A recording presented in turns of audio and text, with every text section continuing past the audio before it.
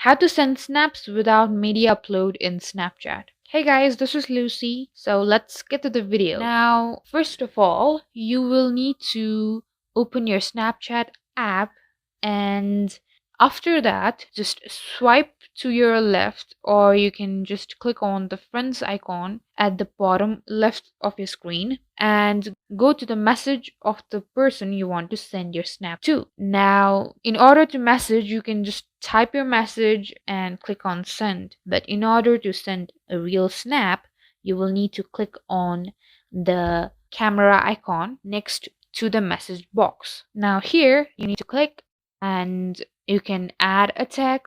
You can also add stickers to it. And after you're done, you can click on the send button at the bottom right of your screen, and you have successfully sent your snap without media upload. However, you need to know that you need at least a video or a photo in order to send snaps to. Thank you guys for watching. For more tutorials, don't forget to like and subscribe. I'll meet you guys in the next video.